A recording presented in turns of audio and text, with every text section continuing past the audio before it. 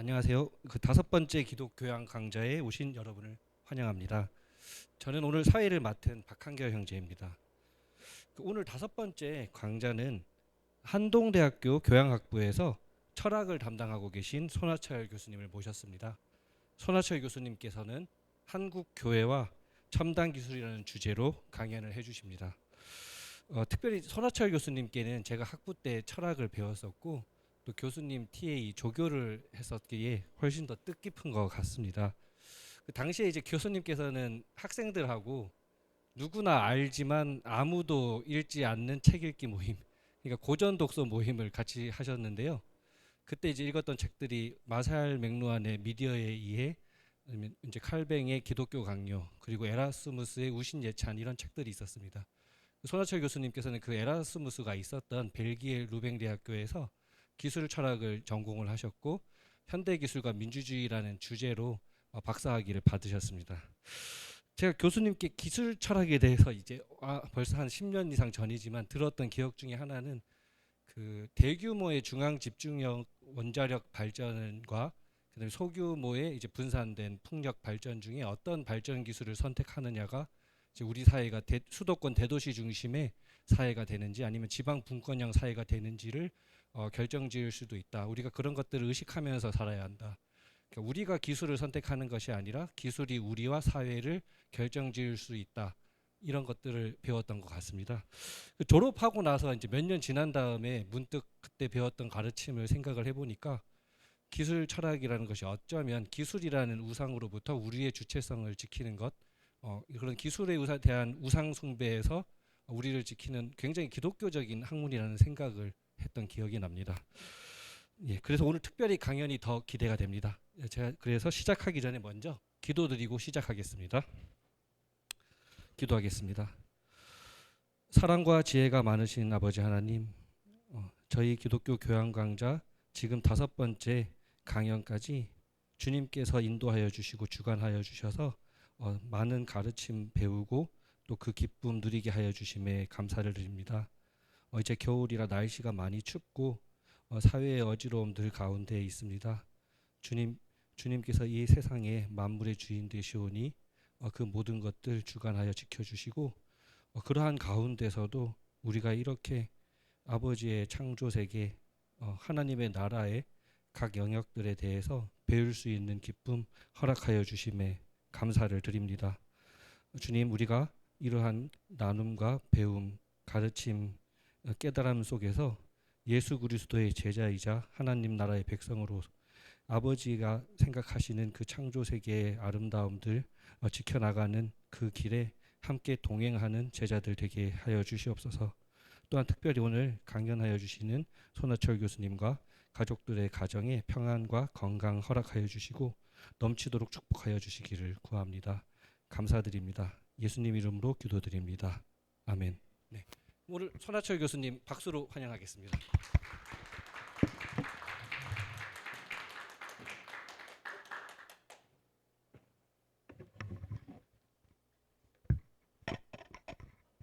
네, 안녕하십니까. 방금 소개받은 손하철입니다. 그, 네, 제가 오늘 저희 집이 포항인데 포항에 있다가 경주에서 어저께 경주에 가서 학부 워크숍을 하고 오늘은 또 요 모임 끝나고 이제 다시 또 서울에 또 다른 일 때문에 가야 돼서 제가 약간 복장이 불량입니다. 그래서 좀 죄송합니다. 이렇게 우리 변호사님들 넥타이 메고 오셨는데 제가 이렇게 그냥 대충 입고 나타나서 죄송합니다. 네. 뭐 제가 이렇게 오면서 약간 긴장을 했습니다. 그러니까 그 여러 종류의 이제 청중을 만나게 되는데 제가 따로 처음부터 원고를 다 준비하지는 않고 이제 기독교인들과 만날 때 하는 이제 원고를 준비를 하면서 이 뭔가 제가 하는 이야기를 저한테 있는 걸 다 꺼내놔야 되겠다 싶어서 원고를 길게 만들었습니다. 근데 시간을 많이 할 건 아니고 간단하게 이렇게 넘어가면서 말씀을 드리도록 하겠습니다. 저에 대한 소개는 이제 제가 쓴 책과 번역한 책들이 이렇게 나와 있는데 여기 보면 랭던 위너라는 사람이 여기 있는데요. 여기 아까 우리 박형결 형제가 이야기한 그 이야기가 뭐 제가 한 이야기는 아니고 저 길을 묻는 테크놀로지라는 책에 나온 랭던 위너라는 학자가 이제 이야기를 한 겁니다. 제가 기술과 현대 기술과 민주주의에 대해서 논문을 쓰면서 이제 기술이 그냥 우리가 그냥 사용하는 도구만이 아니라 그게 우리의 정치 체계나 이런 것들하고 다 밀접하게 연결되어 있다 하는 것들을 조금 깊이 공부를 한 적이 있습니다. 제가 먼저 그 제목에 대해서 말씀을 드려야 되는데 제가 한국 교회와 첨단 기술로 말씀을 드렸는데 제가 여기서는 좀 제목을 거꾸로 했습니다. 첨단 기술과 한국 교회. 네, 제가 발표의 순서에 기술로부터 이렇게 조금씩 나아가야 해서 제가 처음에 말씀을 저렇게 드렸어야 되는데 또 왜 여기다 괄호를 쳤는지도 이제 말씀을 드리도록 하겠습니다. 여기 이제 순서를 보시면 먼저 이제 첨단과 한국을 빼고 기술과 교회로부터 시작해서 첨단 붙이고 첨단 기술과 교회 붙이고 또 한국 교회 붙이고 이렇게 해서 진행을 해 나가려고 합니다. 그렇게 하는 이유는 기술과 교회라고 할 때에는 뭐 이제 훨씬 더 큰 이야기가 될 텐데 조금씩 그 넓게 이야기할 수 있는 그런 계기가 있다고 생각하고 첨단 기술과 교회는 굉장히 일반적인 주제가 되겠지만 첨단 기술과 한국 교회를 하면 우리 교회의 특수성 그다음에 첨단 기술이 가지는 또 그런 의미들을 좀 더 따로따로 이야기할 수 있기 때문에 그렇습니다. 그런 뭐 맥락을 가지고 이제 말씀을 드리도록 하겠습니다. 먼저 이제 기술과 교회에 대해서 생각을 하면 사실 교회 이야기하면서 기술 이야기를 우리가 하지는 않습니다. 근데 기술을 주로 이제 보러 다닙니다.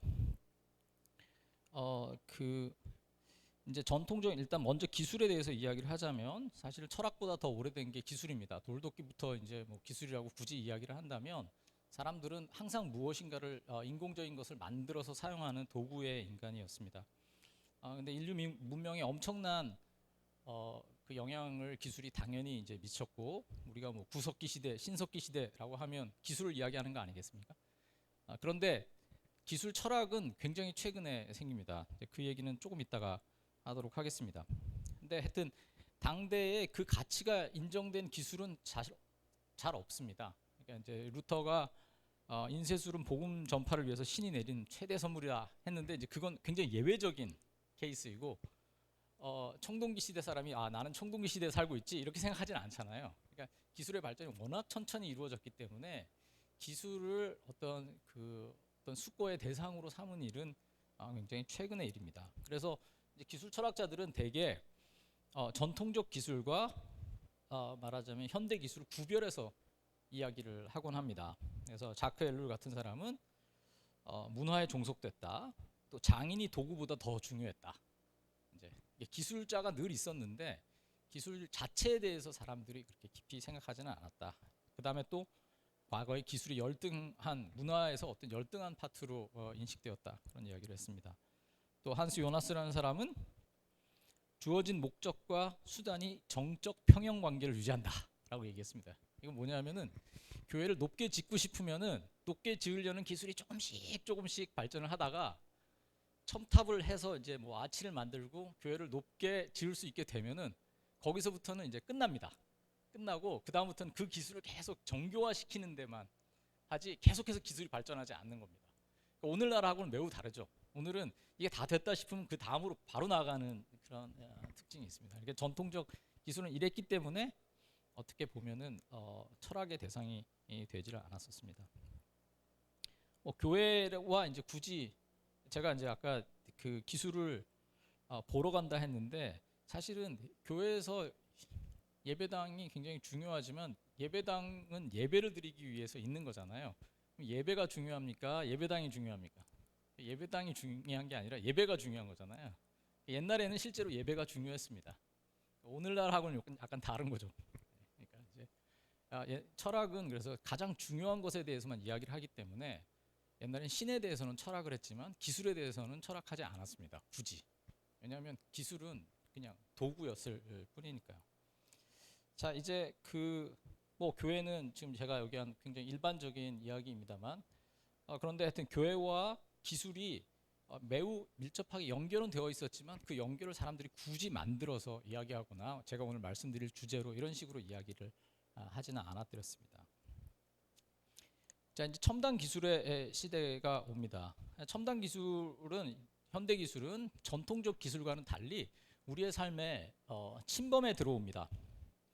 산업혁명 이후의 기술을 우리가 보통 현대 기술이라고 하는데, 이때부터 기술이라는 것이 우리한테 그 변화를 느낄 수 있게 됩니다. 그러니까 뭐 저희 부모님 세대는 기차를 중학교 때 처음 봤다고 하는데 지금 뭐 KTX 타고 다니고 이제 그러잖아요. 그러니까 기술 발전하는 걸 이렇게 보고 나면 그게 우리한테 어떤 영향을 미치는지도 보게 되고, 그러면서 이제 기술이라는 현상 자체에 대해서 관심을 가지게 됩니다. 그래서 한스 요나스라는 철학자는 말하기를, 오늘날 기술은 인간에 관한 모든 문제에 침투해 있다 라고 얘기합니다. 기술은 인간이 지구상에서 영위하는 삶의 핵심일 뿐만 아니라 삶을 위협하는 문제가 되었다. 그래서 기술이 철학의 문제이고 기술 철학이 성립하게 된다 라고 얘기합니다. 간단히 생각해서 예를 들면 생로병사를 생각해 보면 간단합니다. 생로병사, 태어나고 늙고 병들고 죽고, 이 모든 과정이 지금부터 한 200년 전의 생로병사와 오늘의 생로병사는 매우 다릅니다. 그렇죠? 아이들이 어떻게 태어나고 사람들이 병들면 어떻게 되고 죽음을 어떻게 정의하는가가 다 다릅니다. 네. 예를 들어서 오늘날 뇌사가 있지 않습니까? 200년 전에 뇌사가 있었을까요? 200년 전에도 뇌사 상태는 있었을 겁니다. 근데 사람들이 그걸 모르죠. 그냥 그 사람은 곧 죽으니까요. 진짜 죽으니까요. 오늘날은 뇌사가 있습니다. 뇌사가 왜 있어야 됩니까? 왜냐하면 장기를, 뇌사자로부터 장기를 적출해서 이식을 할 수 있기 때문입니다. 근데 만약에 뇌사라는 개념이 없으면 장기를 꺼내면 이 사람이 어떻게 됩니까? 진짜로 죽잖아요. 그러니까 뇌사자에게 뇌사자라는 정의를 만들어서 이 사람은 법적으로 사망한 사람이다 라고 선고를 내려야 그 장기를 획득하는 의사는 이제 살인자가 아니 되는 것이죠. 그러니까 이제 그런 기술의 발전에 의해서 우리가 죽음을 이해하는 방식조차 이제 바뀌고 있는 것입니다. 이제 이런 지금 그 옛날의 기술, 이 엄청난 기술들, 이제 자동차, 뭐 벤츠의 자동차, 벨의 전화, 핵폭탄, 이런 것들이 사람들에게 준 엄청난 충격이 있고, 이런 발전들 때문에 사람들이 이제 기술에 대해서 묻지 않을 수 없었습니다. 제가 오다음에는 비디오를 하나 준비했는데 보여주실 수 있나요? 제가 매우 흥미로운 비디오가 저 드라마의 넷플릭스 드라마. 네, 굉장히 철학적인 이야기입니다. 먼저 고통을, 이제 이쪽은 남자는 사람인데요. 자기 친구가 만든 인공지능 로봇을 보면서 놀랍니다. 내 친구가 너한테 고통을 느끼게 만들었구나. 그랬더니 true consciousness, 진정한 의식이라는 것은 고통과 쾌락이 없이는 있을 수 없다. 그랬더니 그러면 죽음은 어떠냐? 나는 죽음을 두려워하지 않는다. 그러면서 그래서 내가 인간보다 강하다라고 얘기하니까, 네가 죽음을 두려워하지 않는다면은 넌 산 게 아니다. 그냥 존재하는 것이다. 이렇게 이야기합니다. 굉장히 흥미로운 겁니다. 사람의 모든 문명은 사실은 죽음이 있었기 때문에 어떻게 보면 가능했다고 해야 할지 모릅니다. 모든 문명이 만약에 죽지 않는다면 우리가 어떻게 살지 굉장히 흥미롭죠. 그 다음 비디오도 혹시 보여주시겠습니까? 이거 다음인데. 네, 죄송합니다. I'm sorry, Leo, I can't. Maxie, come on, keep moving. Stop! 여기 또 이제 Max 로봇입니다. are coming, come on! Don't move! Maxie, get down right now. What are you doing? Wait! Either they catch me or both of us. Go, Leo, find Fred. Be together, be a family. Maxie, the secret's in our heads. It needs all of us to run it. If we don't stay together, we'll never know. Maybe that's best. You'd still have each other. Maxie, if you shut down in the water, you'll sink. You get taken by the current, you'll never be found. You'll die, do you understand? Come on. If I die, it means I've lived. Max, no! 네, 이것도 이제 같은 경우입니다. 로봇이 이제 자살을 하려고 합니다. 도망치다가 친구를 살리기 위해서 나는 그냥 죽어, 막 로봇은 죽지 않지만 하여튼 물에 빠지면 뭐, 그러니까 야 물에 빠지면 너는 무거우니까 깔아앉을 거고 넌 죽는 거야. 이렇게 이야기하니까 내가 만약에 죽는다면 지금까지 살았다는 얘기겠지. 이제 이렇게 이야기합니다. 이제 이런 것들이 기술 철학을 하게 되는 이제 이런 가능성 혹은 이거에 대한 상상, 이게 혹시 비슷한 일들이 일어나지 않을까 하는 것들이 이제 우리의 그 기술 철학의 여러 논의들을 이제 이끌어내는 것 같습니다.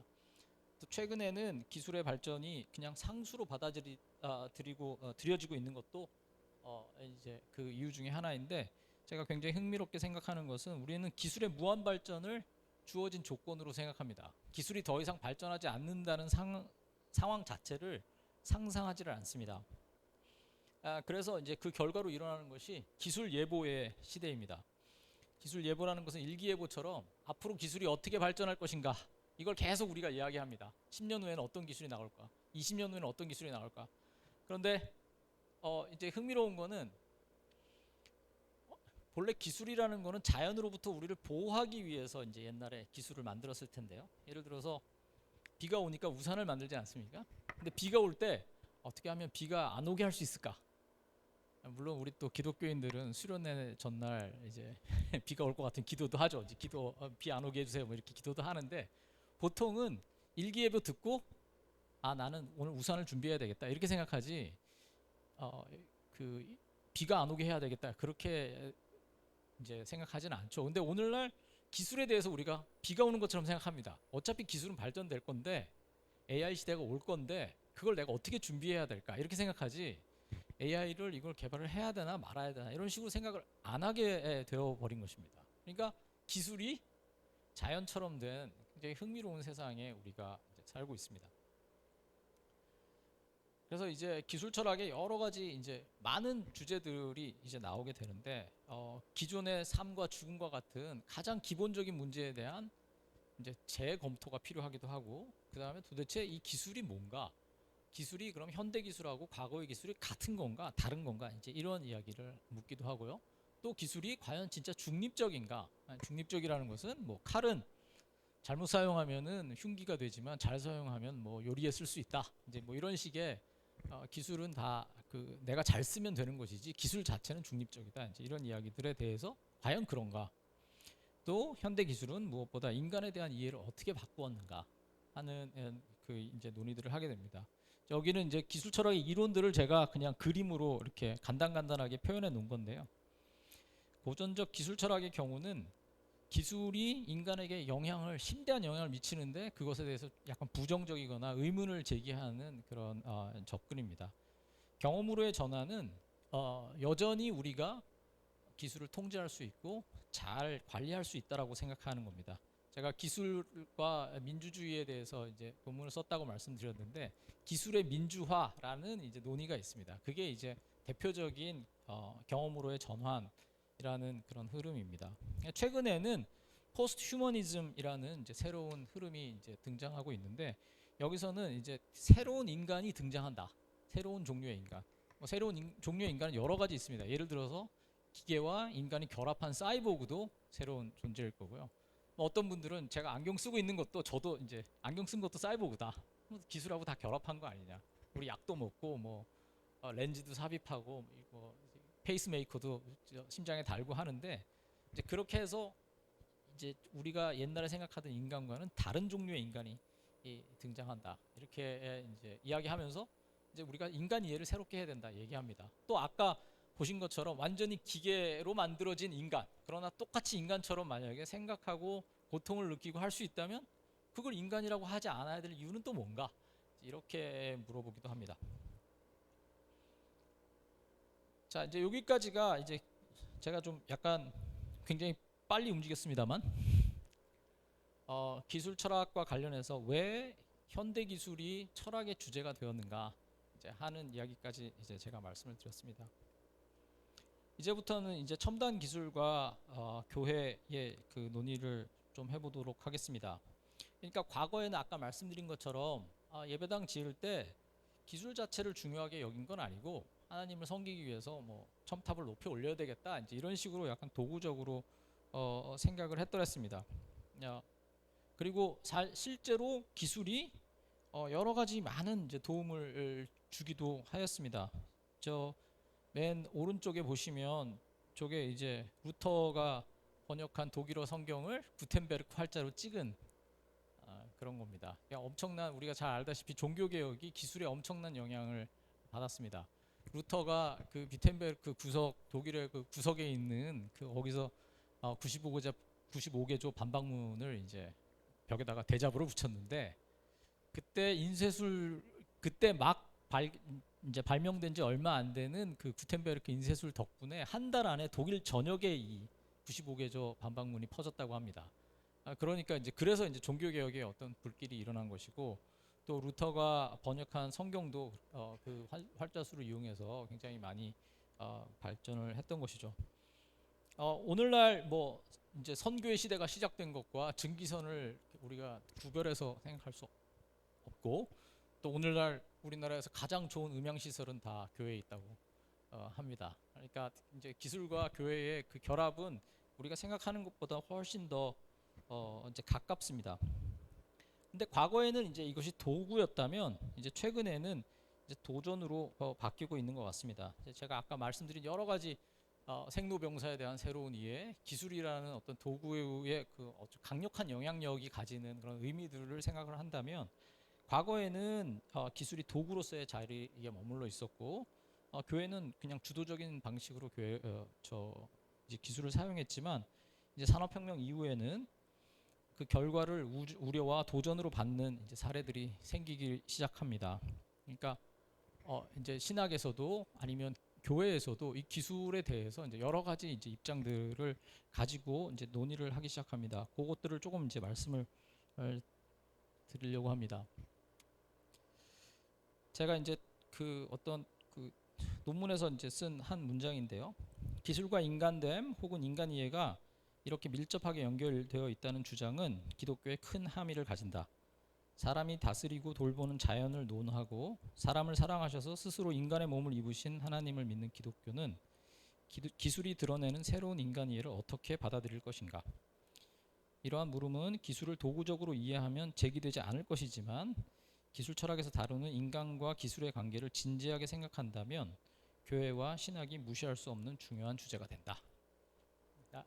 다시 말해서 인간 이해를 기술 발전으로 인해서 인간에 대한 이해, 인간과 사회에 대한 이해가 만약에 바뀐다면은 이제 그것에 대해서 기독교는 과연 어떻게 이제 그것을 받아들일 것인가 하는 문제들이 있습니다. 여기에 이제 어떤 이제 뭐 여러 가지 방식으로 이걸 이제 받아들인 사람들이 있는데 그 중에 하나는 그 아미시 공동체입니다. 여러분 잘 들어보셨겠지만 아미시 공동체는 그 우리가 기술을 굉장히 경계합니다.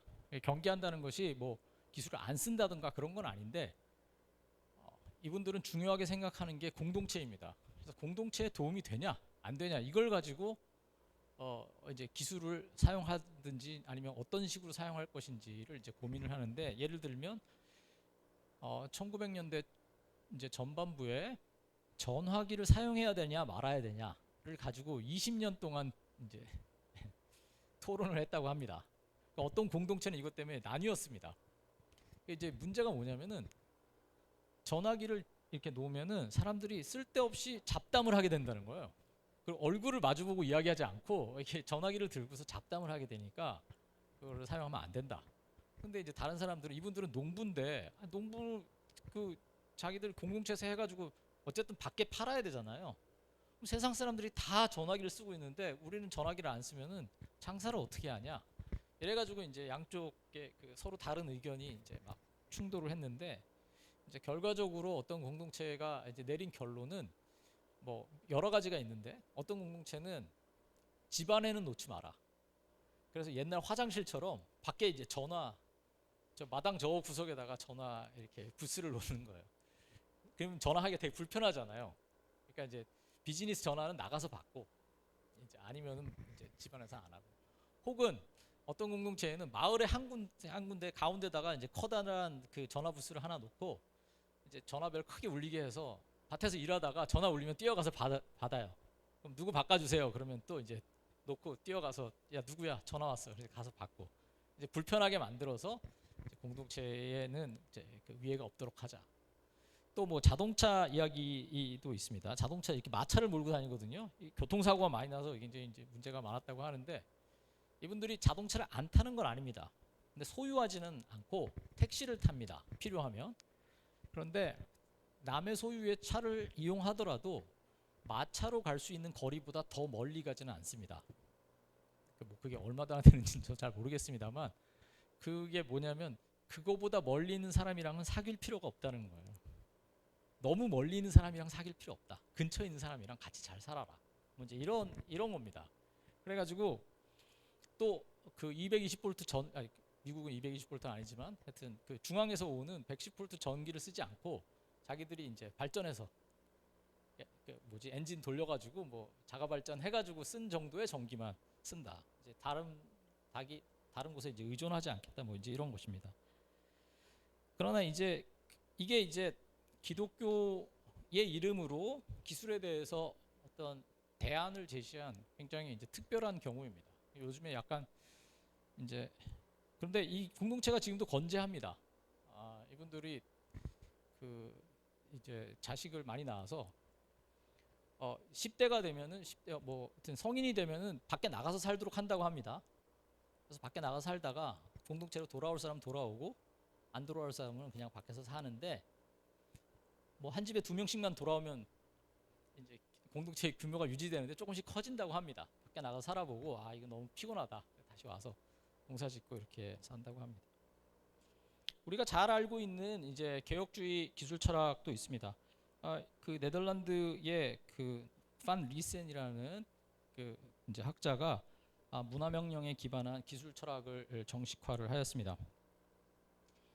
그래서 기술은 도구를 갖추고 구성해내는 인간의 잠재적이고 실제적인 힘이다.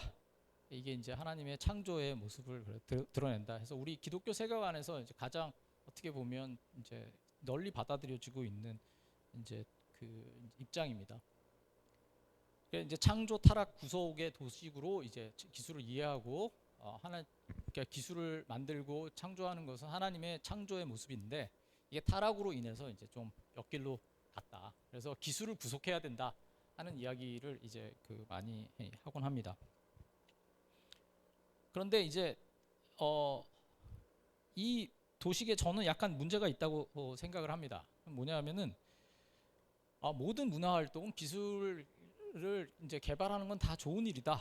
이제 그건 이제 하나님 창조의 어떤 그 모양이 모습이 그 안에 있는데 거기에 이제 왜곡된 부분이 있으니까 그 부분을 이제 구속하자 이렇게 얘기하면 어느 부분이 왜곡됐는지를 이제 얘기를 해야 되잖아요. 그러니까 뭐 춤은 좋은데 뭐 좀 너무 난잡한 춤은 안 돼. 뭐 이제 이런 식이거든요. 근데 이제 그 왜곡된 부분을 어디서 찾아내고 누가 결정할 것인가. 그다음에 이제 요것만 빼면 괜찮아. 뭐 이제 이렇게 이야기하게 되기가 굉장히 쉽고 개별 기술이 초래하는 구체적인 문제에 대한 대안 제시에는 사실은 약간 한계가 있습니다. 저는 기본 그 판 리센의 개혁주의 기술 철학의 뭐 제가 그 충실하게 다 이해했는지는 모르겠지만 결과적으로는 약간 현상 구제적인 특징이 있다고 생각을 합니다. 그러니까 결국은 다 좋은 거야. 좋은 건데 조금 문제가 있어. 그걸 조금 문제는 아니죠. 타락은 전적 타락이니까 조금 문제는 아닌데 그러나 어쨌든 이거를 이 기술을 통해서 뭔가 이렇게 이루어지고 좋은 결과를 얻는다면 그건 좋은 건데 결과가 아니 좋다면 그건 나쁜 거야. 이제 이렇게 이야기해야 되니까 약간 결과주의적이 되기도 하고 그냥 그때 괜찮은 거는 내가 취하고 안 괜찮은 건 안 취하겠다 이런 얘기밖에 안 돼서 결과적으로는 이게 대안이라 할 수 있나 이제 이런 생각을 좀 하게 됩니다. 가톨릭 교회는 좀 더 그 가톨릭 교회는 사실은 창조, 타락, 구속 이렇게 복잡하게 이야기하기보다는 아주 치열하게 고민한 다음에 그냥 결론 내버리는 약간 그런 방향을 취합니다. 그러니까 뭐 낙태는 안 돼. 이렇게 딱 그냥 이야기를 하고 줄기세포 안 돼. 배아줄기세포는 안 되고 성체술 줄기세포는 돼. 이렇게 해서 계속해서 그 교황청이 이제 여러 학자들을 모아가지고 이제 연구를 합니다. 인공지능에 대해서도 2020년에 벌써 Rome Call for AI Ethics 해가지고 벌써 도큐멘트가 나왔습니다. 지금까지도 계속해서 AI의 윤리, AI 발전에 대한 그 논의들을 신학자, 공학자들이 다 모여가지고 계속 논의를 합니다. 그렇게 해서 쭉 이걸 모아 올라가서 언젠가 이제 교황청에서 이제 뭔가 이제 문서가 하나씩 이렇게 딱딱 나오는 거죠. 그 저에게도 그 뭐 이렇게 연결돼 가지고 그 같이 논의를 하자고 해서 그 이제 아시아에서의 AI의 문제에 대해서 이제 논의하는 그룹이 이제 줌으로 이렇게 모여서 해서 뭐 신부님 몇 명, 뭐 저와 뭐 이렇게 철학자들, 신학자들이 이렇게 모여가지고 뭐 이 얘기 저 얘기 하는데 뭐 밑도 끝도 없이 이거 언제까지 이야기하나 싶은데 계속 그렇게 해서 또 모임 가지고 차근차근 문서를 만들어가는 그런 작업들을 이제 하고 있습니다. 네. 이제 그 한국 교회의 그 이야기로 이제 조금 와서 여기서부터는 조금 뭐 천천히 해야 될 것 같습니다. 한국 교회는 얼리 어답터라고 할 수 있습니다. 기술과 관련한 그렇습니다. 왜냐하면 기술하고 기독교 같이 들어왔거든요. 네. 우리나라의 근대화 과정과 뭐 복음이 들어온 과정이 사실상 같고 또 그 근대 문물이 이제 교회를 통해서 뭐 선교사들이 많이 와서 통해서 들어오기도 했고 또 선교사들을 통해서 뭐 유학도 가고 외국 문물을 접하고 이렇게 하다 보니까 교회가 사실 신문물의 어떤 굉장히 대표적인 기관이었던 것 같습니다. 그래서 한국 교회는 신기술을 받아들이는데 매우 적극적입니다. 그리고 별로 거부감이 없습니다. 지금 제가 여기 서 있는 이 교회만 해도 지금 이 엄청난 이 장비들이 지금 있죠. 사실은 지금 서양에 있는 뭐 이 사이즈의 교회에 가면은 아마 그 거기에 있는 기술적인 도구들은 뭐 등하고 마이크, 뭐 피아노 말고는 별게 없을 텐데 지금 이렇게 엄청나게 많이 있지 않습니까? 제가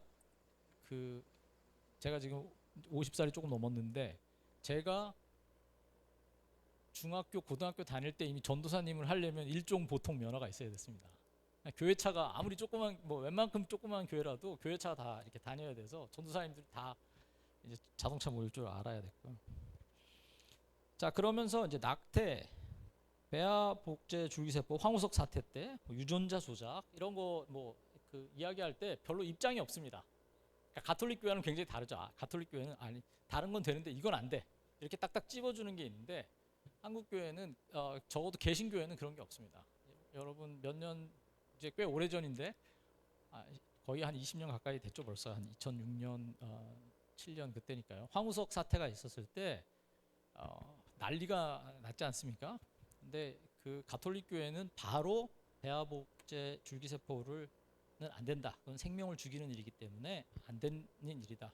그래서 성체 줄기세포를 그 연구를 지원하는데 우리가 뭐 100억 원을 내겠다. 그래서 바로 교회에서 입장이 나왔습니다. 불교는 아니 뭐 괜찮다. 뭐 단순히 황우석 교수가 불자여서만 그런 것은 아니고 전반적으로 그 이제 모든 것에 어떤 또 그 어떤 존재에 대한 우리보다 좀 폭넓은 이해를 가지고 있었기 때문에 거기에 대해서 별다른 거부감을 느끼지 않고 황우석 교수를 지지했습니다. 개신교회는 그냥 가만히 있었습니다. 전반적으로 가만히 있었습니다. 물론 뭐 개별적인 어떤 흐름은 있었겠지만 낙태에 대해서도 뭐 물론 한국 교회의 예를 들어서 미국 기독교에서는 낙태가 엄청나게 큰 문제였는데 우리나라에서는 낙태가 지금까지도 뭐 지금은 이제 낙태를 이렇게 많이 하는 것 같지는 않지만 과거에 낙태를 엄청나게 많이 이제 했는데 그때 교회에서 이거에 대해서 아무 물론 뭐 이게 딱히 또 뭐 기술만의 문제는 아니기는 합니다만 이렇게 분명하게 그런 입장들을 취하지를 않았습니다. 오히려 신기술이 들어오면은 그걸 급속하게 받아들이는 그런 이제 그런 모습을 보여왔습니다. 아까도 말씀드렸지만 한국에서 가장 비싼 음향기기는 교회가 있습니다. 일주일에 한 번 쓰는데 교회에 다 있습니다. 사실은 잘 쓸 줄도 모르죠. 근데 하여튼 비싼 건 막 수십억 원짜리 이제 음향기기를 갖다 놓고 이제 얼마 전에 굉장히 이제 그 오래되지 않았습니다. 1년 뭐 고간이라고 생각이 되는데 메타버스 열풍이 이제 불었습니다. 그러니까 페이스북이 메타로 이름 바꾼 그때인데요. 그때 여러분들 지금 여기 앉아 계시는 분들은 그걸 경험하셨는지 모르겠는데 조금 큰 교회에서는 다 이렇게 코로나 때죠. 네, 그렇죠. 20년과 20년. 메타버스 주일학교를 하는 게 굉장히 중요한 숙제였습니다. 그래가지고 전도사님들이 갑자기 메타버스 주일학교를 해야 된다는 명령을 받습니다. 담임 목사님도 메타버스는 뭔지 모르지만 하여튼 아이들이 좋아한다니까 너는 메타버스를 해야 된다. 그래가지고 이제 갑자기 이제 메타버스를 이제 하는데 그래가지고 이제 이런 책이 나옵니다. 메타버스 교회학교, 슬기로운 메타버스 교회학교 뭐 하고 또 뭐 메타버스에 올라타세요 뭐 이런 것까지. 메타버스는 사실은 이제 그 버스가 유니버스라는 건데 뭐 메타버스에 같이 타보시지 않겠어요 이런 식의 모든 교계 신문에 메타버스 특집이 나왔습니다. 정말로 모든 사실은 교계 신문 안 보시죠? 잘 안 보시니까 모르겠지만 다 나왔습니다. 이게 굉장히 핫 이슈였습니다. 딱 1년 동안. 그리고 1년이 딱 지나서 싹 다 없어졌습니다. 자, 왜 메타버스인가? 이제 그때 이제 뭐 그 코로나 19 때 이제 교회에서 예배도 못 드리고 뭐 주일학교에 뭐 어떻게 할 수가 없는 상황에서 이제 온라인 예배를 하니까 아이들은 집중을 못 하고 하는데 메타버스를 아이들이 좋아한다고 하니까 그거를 한번 해보자. 이제 이렇게 돼가지고 이게 이제 엄청 열풍이 불고 막 다니면서 특강하고 이제 난리가 났습니다.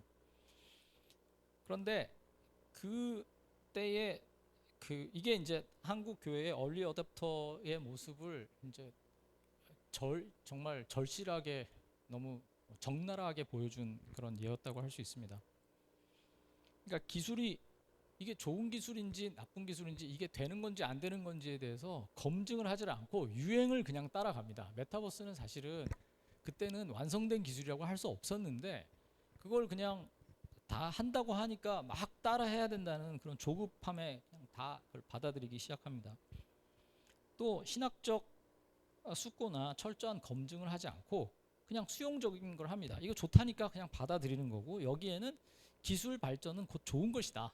그러니까 우리의 어떤 한국 교회의 역사적인 맥락에서 기술과 복음이 같이 들어오고 또 우리 산업화 시대에 뭐 말하자면 과학기술 입국이라고 하지 않았습니까? 근데 그때 그리스도인들은 이게 과학기술이 하나님이 우리에게 주신 선물이다. 이게 나라를 발전시키고 이걸 통해서 우리가 나라에게도 충성하고 또 하나님 나라에도 기여한다 이렇게 이제 생각을 했던 것인데 이제 뭐 그 생각이 틀렸다 할 수는 없으나 기술 발전은 곧 좋은 것이다 이렇게 생각했던 부분들이 있습니다. 그러나 이제 조금만 생각해 보면은 메타버스에서 사실 이제 이 뭐 제페토식의 메타버스는 진정한 의미에서 메타버스라고 하기는 좀 어려운 부분도 있는데 사실 메타버스에서 굉장히 강조하는 거는 몰입감, 현실감 이런 거거든요. 그러니까 어느 순간에는 얘기가 어느 정도까지 가냐면 예수님하고 같이 성찬을 할 수 있다 이렇게 되는 거예요. 메타버스 안에서. 그러니까 이게 이제 이렇게 되면은 이게 우리가 보이지 않는 하나님을 믿는 기독교가 현실감과 몰입감을 강조하는 메타버스하고 이게 좀 어떻게 맞아 들어가야지에 대해서 조금 생각을 해봐야 되는데 이제 그런 숙고들은 이제 전혀 없이 그대로 막 이제 가기 시작합니다. 딥페이크는 뭐 좋은 이름은 아닙니다만 딥페이크도 있고 딥보이스도 있죠. 요즘에는 뭐 1시간, 2시간 정도의 그 음성 그 파일이 있으면은 이제 만들어낼 수 있다고 하더라고요. 근데 이미 꽤 상당한 시간 전에, 그러니까 상당한 시간이래 봐야 뭐 3, 4년 정도지만 담임 목사나 사망한 원로 목사의 목소리를 성경 전체를 들을 수 있게 하는 게 있었습니다. 그러니까 어떤 유명한 큰 교회에서 목사님 돌아가셨는데 그 목사님 목소리로 성경을 읽는 걸 이제 듣는 거예요. 네. 근데 그 목사님이 성경을 다 읽어주진 않았으나 워낙 그 설교 파일이 많으니까 거기서 이제 목소리 따가지고 그 목사님처럼 그 액센트와 그걸로 성경을 읽도록 해가지고 이제 만드는 겁니다. 그런데 사실은 거기에서 그칠 게 아니죠. 벌써 우리 설교 테이프 들은 지가 언제입니까? 그러니까 좀 유명한 목사님들은 설교 테이프가 뭐 몇천 시간이 있을 거거든요. 그러면은 이제 그걸 다 학습을 시키고 하면은 그 목사님의 스타일과 성경 해석으로 꽤 비슷한 목소리까지 해가지고 하면은 계속해서 설교를 들을 수 있는 거예요. 어떻게 보면 자, 돌아가신 부모님하고 화상 채팅을 하면서 자식 교육에 대해서 의논을 한다. 이제 요새 뭐 텔레비에 또 그런 텔레비전 프로그램에 그런 거 있는가 보더라고요. 그러니까 뭐 그 사망한 부인과 뭐 대화를 한다든지 짧은 뭐 아니면 이거 곡을 쓰고서 이렇게 뭐 춤을 춘다든지 하는 거 제가 얼핏 본 적이 있는데, 이게 과연 이걸 뭐라고 생각해야 되나? 왜 목사님의 목소리로 성경을 들어야 되지? 이게 생각해 보면 저는 이게 굉장히 위험한 지역이 있다고 생각합니다. 우리가 목사님이 좋아서 교회를 가는 건 아니잖아요. 물론 목사님 대단히 존경할 수 있는데 이거를 과연 이런 식으로 그 활용하는 게 과연 적절한가? 근데 꽤 많이 하고 있습니다 지금. 뭐 돌아가신 목사님이 아니라 담임 목사님 목소리로도 한다고 하더라고요. 담임 목사님 목소리. 최근에는 이제 챗 GPT를 비롯한 이제 생성형 AI가 나오고 있습니다. 뭐 이거는 교회에서 이거를 뭐 이것도 물론 뭐 교회에서 설교할 때 챗 GPT를 좀 많이 이용할 수 있다, 뭐 도움이 된다 이렇게 이야기를 하시는 분들도 있기는 합니다만, 뭐 이건 지금 이제 이건 이제 오늘의 문제죠. 생성형 AI는 이제 계속해서 발전하고 있고 이제 많은 논의들이 이제 이루어지고 있습니다.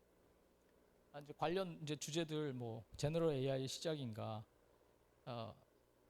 그 챗GPT를 믿을 수가 있는가, 교육에 사용할 수 있는가, 어떤 비즈니스가 가능한가, 이제 목회는 어떻게 활용할 것인가, 이제 이런 논의들을 이제 합니다. 위에 다른 논의들은 뭐 일반적인 거고, 목회에서 어떻게 이용할 수 있을까는 교계에서는 또 목사님들이 이제 의외로 관심을 가지고 있습니다. 그런데 이제 이런 논의를 할 때에 이제 논의되지 않고 자주 이야기되지 않는 주제들도 있습니다. 예를 들면 유령 노동자의 문제입니다. 그러니까 딥러닝을 하기 위해서는 학습 데이터를 가공을 해야 되는데, 뭐 지금은 이런 식의 가공을 얼마나 하고 있는지는 모르겠습니다. 지금 옛날에 처음에는 이제 말하자면 그 자율주행 자동차 하면서 그 사물을 하나씩 라벨링하는 그런 노동들을 많이 했다고 하는데, 이제 그 뒤에 생성형 AI를 하면서는 부적절한 콘텐츠를 걸러내는 작업을 사람이 이제 합니다. 사람이 그걸 하고, 그걸 하는 큰 회사가 이제 그 중국계 어떤 젊은 친구가 만든 엄청나게 큰 회사가 있는데, 이제 그 회사에서 이제 그 우리 저 택배 노동자들 이렇게 왜 택배 이렇게 딱 뜨면 띵 뜨면은 그걸 탁 잡으면 되잖아요. 그것처럼 이제 데이터 이게 뭉치를 가지고 그 데이터를 어떻게 가공해야 되는지에 대한 이제 과제가 딱 있으면 과제가 딱 뜹니다. 그럼 그걸 딱 먼저 잡는 사람이 그 일을 할 수 있고, 그 일을 잘 해내면 뭐 50불, 100불 이렇게 돈을 받는 거예요. 근데 이거를 이제 제3세계에서 이제 이거를 하게 되는데, 이 사람들이 이제 한번 벌면 그 나라 입장에서 많이 버는 거기 때문에 이걸 잡아야 되니까 밤새도록 그거를 이제 크게 틀어놓고 아무것도 못하고 그걸 지키고 이제 있는 거예요. 그래서 이제 경쟁을 하고, 그 다음에 데이터 가공을 그 원청에서 준 것대로 그대로 하면은 그 다음에 조금 더 비싼 거를 주고, 조금 잘못하면은 더 싼 걸 주고, 이렇게 해가지고 하는데, 모든 게 온라인으로 일어나니까 이건 뭐 노동권이나 뭐 아무것도 할 수가 없고, 뭐 돈을 늦게 준다고 항의하면은 그냥 잘라버리고, 이제 이런 식의 그 일들이 이제 엄청나게 일어나고 있습니다. 그 얼마 전에는 이제 굉장히 이제 성적으로 그러니까 보기 힘든 그런 콘텐츠를 계속 걸러내야 되는 작업들을 케냐에서 이제 그거를 시켜가지고, 여러분 지금 챗GPT나 이런데 굉장히 좀 그 난잡하거나 그 음란한 내용을 물어보거나 요구하거나 하면 그걸 이제 블록을 하는데, 이게 그냥 블록이 되는 게 아니라 이제 그렇게 다 못하도록 하나씩 다 이제 이제 걸러내는, 말하자면 클렌징 작업을 이제 하고 있는 것입니다. 이제 그래서 이제 이게 그래서 이런 기사들이 이제 여기저기서 나오고 있는데, 이제 우리는 사실은 이런 일에 대해서 물론 기사들을 이제 찾아서 보면 이런 게 저도 이거를 뭐 어디 학회에 가서 이제 알게 되었는데 찾지 않는 한 챗GPT의 회사조차 모른다고 합니다. 챗GPT에서 일하는 사람도 이런 자기가 지금 그 하는 데이터가 어떤 방식으로 자기한테 오는지를 거의 모르게 이제 이 데이터 그 매니징하는 그 회사와 챗GPT 사이에 그 연결하는 사람은 극소수로 만들어가지고 여기 엔지니어들도 이 데이터가 뭐 어떻게 가공이 돼서 여기 오는지를 좀 생각을 안 하게 되고 자기들은 굉장히 훌륭한 일을 하고 있다고 이제 생각하고 뭐 실제로 양심이 별로 거리낌이 없는 거죠. 이런 일이 일어나는지를 이제 잘 모르게 이제 하는 것입니다. 또 다른 이제 문제로는 에너지 문제가 있습니다. 챗GPT나 생성형 AI는 엄청난 에너지를 사용을 합니다. 이제 이게 정부 입법조사청가에서 2022년 9월 기준 147개였던 데이터 센터가 29년에는 732개까지. 그러니까 데이터 센터 만들 사람 이렇게 손 들라고 하면 이렇게 많이 손을 막 무조건 들 거 아닙니까? 근데 그 손 드는 대로 다 데이터 센터를 만들면은 원전이 50개가 더 40개인지 50개인지 더 필요하다는 거예요. 이제 말이 안 되잖아요. 29년까지 어떻게 원전을 50개를 만들겠습니까? 물론 이제 데이터 센터가 저렇게 많아진다는 것도 과장일 테고 뭐 여러 가지 그런데 그게 10배 가정된 거라면은 여전히 원전을 5개를 만들어야 되는 거잖아요. 물론 이제 이제 효율을 높이기 위한 노력이 지금도 계속해서 일어나고 있습니다. 그러니까 조금이라도 좀 저전력의 그 인공지능을 하기 위한 노력이 계속해서 이제 이루어지고 있으나 이게 얼마나 지금으로서는 거의 약간 치킨 게임을 하는 방식으로 계속해서 투자를 하는 데에 신경을 쓰지 데이터를 얼마나 쓰는지에 대해서는 사실은 밝히지도 않고 있습니다. 그런데 뭐 이런 추정치이기는 하지만 챗GPT를 한번 돌릴 때 뭐 물을 그 조그만 물병 한 3분의 1 정도의 물이 필요하다. 뭔지 이런 이야기도 있고 전력도 그 구글 서치를 하는 것에 비해서 4배, 5배가 든다. 이런 이야기들이 이제 많이 있고 점점 그런 보고들이 많이 올라오고 있습니다. 그런데 오늘날 우리가 챗GPT 같은 그런 것들을 쓰는 방식이 사실 그거하고 환경을 잘 연결해서 생각하지를 않잖아요. 근데 한편으로는 탄소 중립을 하겠다고 하고 한편으로는 AI의 그 왕국이 되겠다고 이제 이야기를 하는데 이 두 개가 사실은 전혀 정반대 방향을 이제 향해서 가고 있는데 이제 우리가 기본적으로는 별로 이제 그 문제 의식을 느끼지 않고 있습니다. 자, 이런 이제 물론 이건 뭐 교회만의 상황이 아니라 굉장히 일반적인 상황이겠습니다. 이런 상황에서 한국 교회가 어떤 과제를 가져야 할 것인가, 어떤 태도와 어떤 이런 시대를 우리가 이제 어떻게 접근해야 될 것인가를 조금 생각을 해보자면 먼저는 거리두기와 관찰하기가 필요하다고 생각합니다. 그러니까 기술이 단순한 도구가 아니라 인간의 사고와 삶 전체에 영향을 미친다 하는 것에 대한 조금 인식이 필요합니다. 아까 말씀드린 것처럼 기술이 발전했기 때문에 생겨나는 여러 가지 일들이 있습니다. 그러니까 뭐 환경이 더 파괴되는 경우도 있고 물론 환경을 더 보호하는 방향도 될 수 있겠죠. 근데 우리가 생각하는 방식, 우리가 움직이는 방식이 완전히 달라집니다. 여기 계신 분들은 휴대전화를 사용하기 전에를 기억하시죠? 그때하고 지금하고 우리가 주차하는 방식도 다 달라지고요. 약속 잡는 방식 모든 게 다 바뀝니다. 네. 챗GPT가 2022년 11월에 나왔는데 그 전과 후가 지금 얼마나 다릅니까? 우리가 그러니까 이게 지금 우리의 삶의 어떤 맥락들을 다 바꾸고 그 맥락 속에서 여러 사람의 삶이 그러니까 챗GPT하고 그 인공지능을 사용하는 사람하고 아무 상관없는 제3세계 케냐의 어떤 노동자의 삶까지 다 바꾸고 있는 이 상황을 조금 더 관찰할 필요가 있다고 생각합니다. 근데 기술에 대한 한국교회 입장은 놀라울 정도로 단순합니다. 그러니까 어떤 우리가 여기서 예배당에서 어떤 기술을 쓰면서 예배도 바뀌잖아요. 제가 이제 농담처럼 이야기하는데 큰 교회에 가면요 앞에 목사님이 이제 설교를 하시잖아요. 그럼 그 뒤에 큰 목사님이 또 있어요. 왜냐면 스크린이 이따만한 게 있거든요.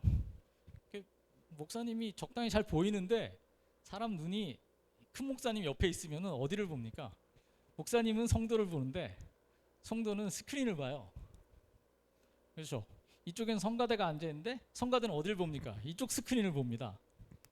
성가대가 일어나서 찬양을 하면 교인들은 어디를 봅니까? 이쪽 스크린을 봐요.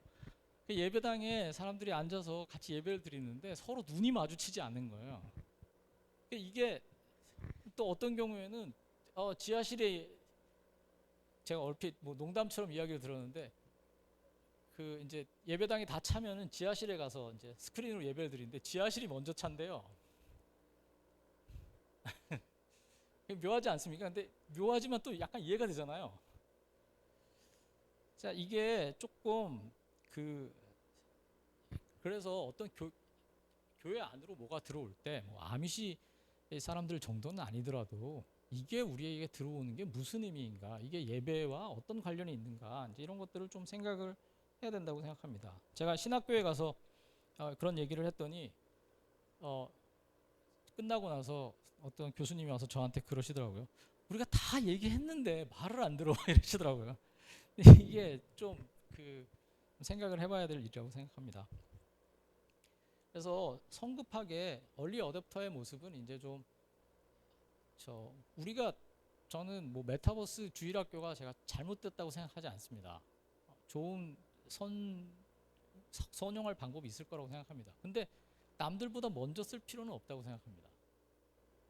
그렇잖아요? 남들보다 굳이 다 밖에서 다 사용하고 뭐 게임에도 사용하고 어디서 사용하고 다 해보는 거 본 다음에 괜찮은 거 같다 싶으면 갖다 써도 되는데 교회가 왜 거기서 먼저 달려가야 하는지 저는 잘 이해하지 못합니다.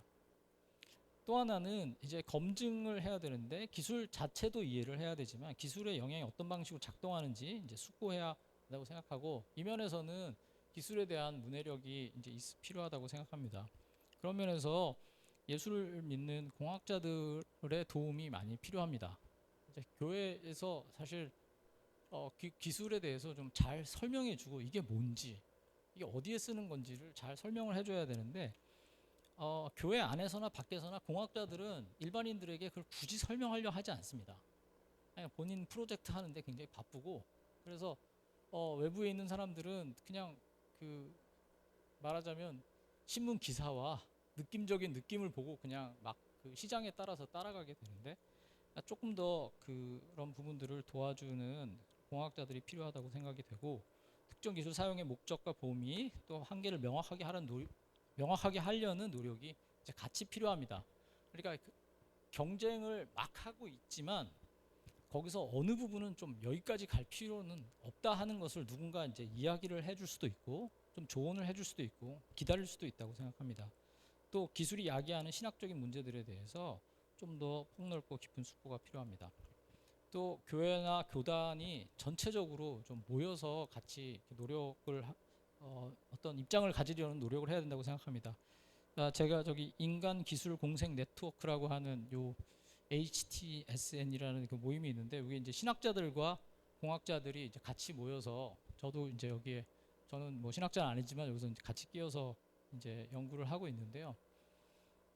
쉽지는 않습니다. 워낙 다양한 백그라운드를 가지고 같이 이야기를 하다 보니까 쉽지는 않지만 이런 기술을 이해하려는 노력들이 좀 필요하다고 생각합니다. 마지막으로는 선도하기와 공생하기입니다. 그러니까 기술사의 발전과 시대 변화에 대해서 세심하게 관찰을 하고 통찰을 제기하고 이제 기술의 문제에 대해서 수용적이거나 수동적 입장을 극복하고 적극적인 해석자의 자리에 서야 된다고 생각합니다. 얼마 전에 이제 기독교 학회에서 저한테 이제 기조발제를 하라고 하셨는데, 저한테 그때 그 학회의 그때의 주제가 뭐였냐면 AI와 기독교의 미래였습니다. AI와 기독교의 미래. 저한테 기조발제를 하라고 하셔서 저는 제 발표의 제목을 기독교와 AI의 미래로 했습니다. 약간 저는 제 나름대로는 도전을 하고 싶었습니다. 왜 AI를 상수로 놓고 기독교의 미래를 AI에 맞추려고 하는가? 기독교와 AI는 기독교가 AI는 이렇게 가면 좋겠다라고 이야기할 수는 없는 것인가? 라고 저는 이제 물었습니다. 물론 그게 뭐 대단히 현실적이라고 생각하지는 않지만, 그러나 메타버스 나오면 메타버스와 기독교의 미래, AI 나오면 AI와 기독교의 미래, 뭐 또 인공지능 무슨 뭐 로봇이 나오면 로봇과 기독교의 미래, 이렇게 할 것인지 이제 저는 생각할 때가 되었다고 생각합니다. 그렇게 함으로써 기술사의 일원으로서 기술의 발전 방향의 설정에 일조해야 된다고 생각합니다. 아까 말씀드린 것처럼 비가 올 때는 우리가 우산을 그냥 준비하면 되지만, 그러나 기술은 사람이 만드는 거잖아요. 그러니까 이건 어차피 발전할 거니까 나는 기독교는 어떤 우산을 쓸까? 나는 우리 애를 위해서 어떤 우산을 쓸까? 이렇게 접근할 것이 아니라 그 기술이 어떤 방향으로 발전해 나가면 좋겠다라고 하는 것을 조금 더 이야기를 해줄 필요가 있다고 생각합니다. 거기에서 하나님 나라의 모습을 우리가 꿈꾸면서 내가 원하는 세상이 도대체 어떤 세상인가 하는 것을 기준으로 그 세상에 도움이 되는 기술이 뭔가라고 좀 더 물어볼 수 있는 그런 노력을 해야 된다고 저는 생각합니다. 그래서 제가 그 옛날에 릭 워렌 목사님이 목적이 이끄는 삶이라는 책을 써서 이제 썼는데, 제가 이제 패러디를 해서 목적이 이끄는 기술 발전이라고 해왔습니다. 이제 개념을 이제 제시를 했습니다. 목적이 이끄는 기술 발전이란 특정한 기술을 개발할 때 그것이 더 효율적이라는 이유가 아닌 그 결과가 좋다는 것을 우선한다는 의미이다.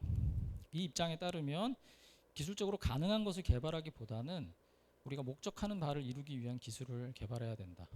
이는 훨씬 더 크고 깊은 물음, 즉 우리가 원하는 인간과 사회의 모습이 무엇인지, 좋은 기술의 좋음을 어떻게 규정할 것인지의 물음을 제기한다. 그러니까 저는 어떤 세상을 만들고 싶냐라고 그냥 매우 단순하게 물어볼 수 있어요. 내가 생각할 땐 어떤 세상이 좋은 세상인가? 아까 우리가 동영상에서 본 인공지능 로봇들이 막 돌아다니는 그 세상이 내가 원하는 괜찮은 세상일 수도 있고, 그거는 좀 아니고 이런 세상이 내가 원하는 세상이야 라고 이야기를 한다면, 너는 어떤 세상이 좋은 세상인 것 같니? 나는 어떤 세상이 좋은 세상인 것 같아. 그 수준에서 이야기가 되고, 그것을 서로 뒷받침하는 기술의 개발을 이제 옹호를 해야 되는데, 지금 이 기술이 나왔대. 그러면 이제 이걸 막 경쟁을 해가지고 개발하면서 이게 만약에 이렇게 되면 어떻게 될까? 어떻게 될까? 그 세상이 그렇게 된다면 나는 어떻게 준비를 할까? 이렇게 지금 루프가 돌아가고 있는데, 거꾸로 내가 원하는 게 무엇인가? 그리고 그 그리스도인에게는 하나님 나라의 어떤 비전이 거기로부터 시작이 될 거라고 생각합니다. 그래서 저는 이렇게 물을 수 있다고 생각합니다. 첨단 기술과 혹은 AI의 개발과 사용이 약자에게 고통을 가하는 결과로 이어지는가? 자연의 훼손으로 이어지는가? 강자에게 권력을 집중하게 하는가? 불평등을 심화하는가? 거짓을 확산하는 결과로 이어지는가? 만약에 그런 문제들이 있다면 그 문제를 피하기 위해서 어떻게 할 것인가? 혹은 피할 수가 없는 거라면 그만둘 수 있는가? 그만둘 수 없다면 나는 포기할 수 있는가? 이런 물음들을 계속해서 우리가 물을 수 있다고 저는 생각합니다. 네, 요 마지막 그 연구 주제는 뭐 제가 이제 신학자들이나 또 학자들하고 이야기할 때 이제 뭐 연구해야 된다고 이제 주장하는 것인데, 우리가 생각할 거리라고 생각합니다. 현대 미디어와 교회, 현대 기술과 선교, 4차 산업혁명 시대의 노동과 안식. 지금 이제 인공지능이 개발되면서 노동의 문제가 굉장히 심각해지거든요. 이게 실업이 막 일어날 텐데 이거 어떡하나.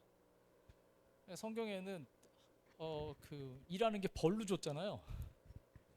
그래서 주일날 안식일은 일하지 마.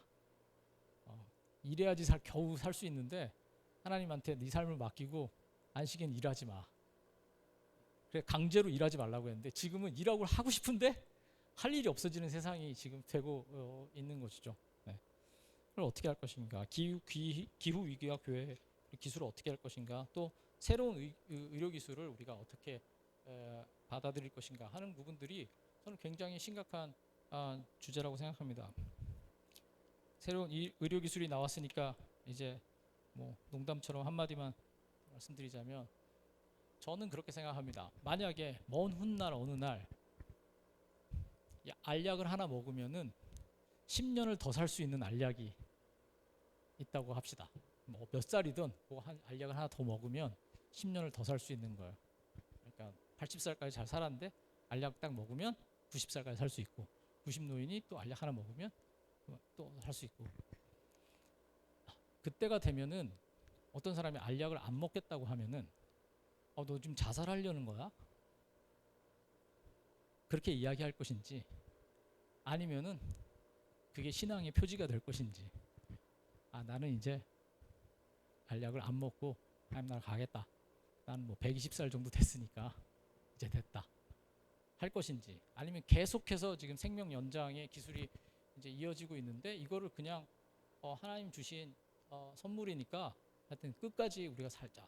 이렇게 될 것인지 저는 이제 어느 순간 우리가 묻게 될 날이 올 거라고 생각합니다. 근데 이제 뭐 제가 드릴 말씀은 다 드렸습니다. 그 이제 현대 기술, 첨단 기술의 시대에 와서 언제나 기술은 인간에게 막대한 영향을 미쳤지만 그것을 우리가 실감할 수 있는 시대가 되었고 그래서 우리가 기술 철학의 논의들을 하게 됩니다. 교회는 도구로서의 기술을 사용하는 핵심 주체였습니다. 과거에도. 그러나 오늘날은 기술이 기독교와 교회에 엄청난 물음을 제기하고 있다고 생각합니다. 그런데 한국 교회는 특별하게도 그 기술을 굉장히 무비판적이고 수동적으로 받아들이는 그런 특징을 가지고 있습니다. 우리의 교회사적인 그런 영향이라고 생각합니다. 그러나 이제 그 모습으로부터 좀 탈피해서 기술의 중요성과 영향력을 인정하고 그 기술에 대한 적극적인 해석과 대응을 추구하고 또 대안의 제시를 통해서 하나님 나라의 실현을 추구해야 된다고 생각합니다.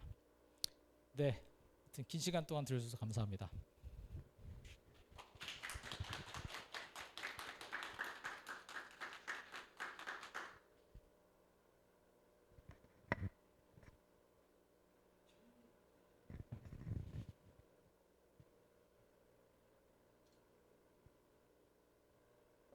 네, 우선 강연해 주신 교수님께 다시 한번 박수 드리겠습니다. 감사합니다.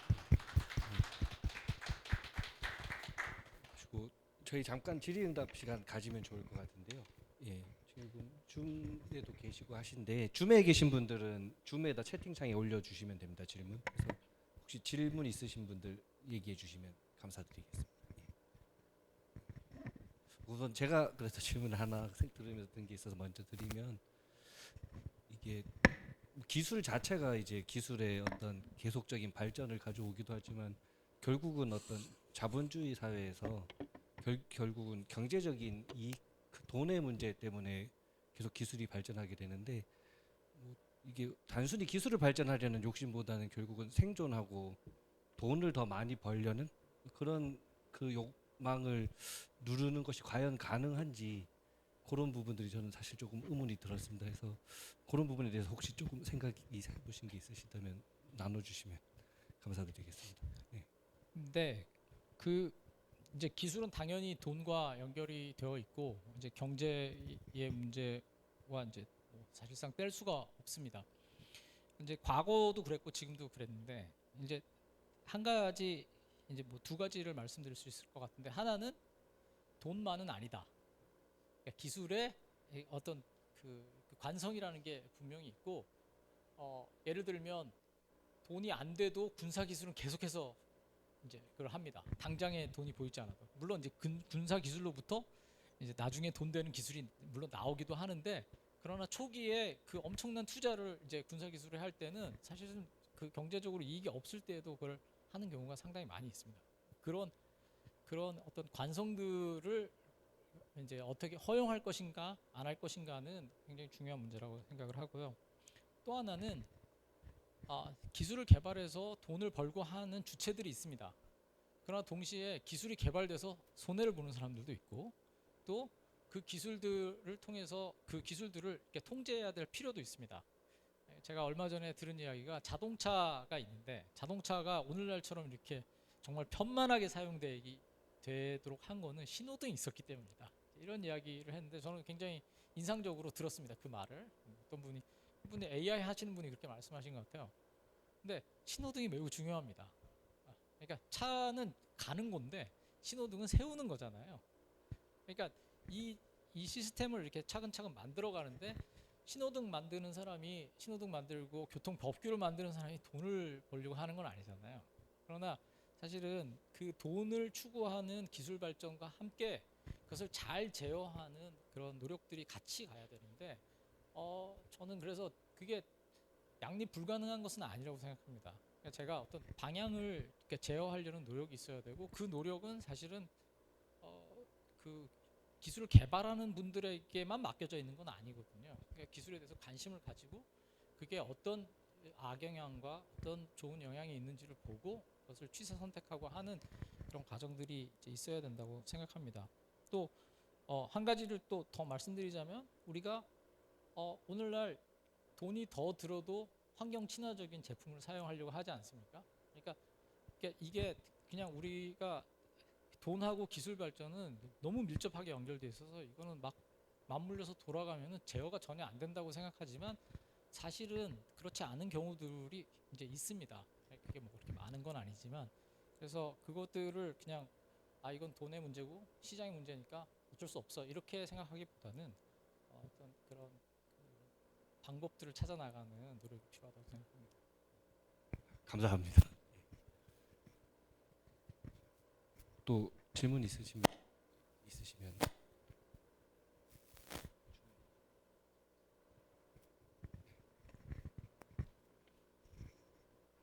네, 안녕하세요.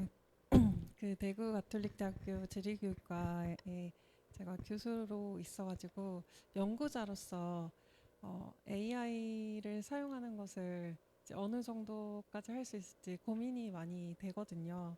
그러니까 논문을 이제 다른 논문을 읽으면서 그것을 이제 뭐 요약을 한다든지 정리를 할 때 이제 주로 사용을 하고 있긴 한데 이제 그런 부분에 대해서 교수님께서는 현재 어떻게 사용을 하고 계시고 혹은 어떠한 관점을 지니고 계신지 조금 궁금합니다.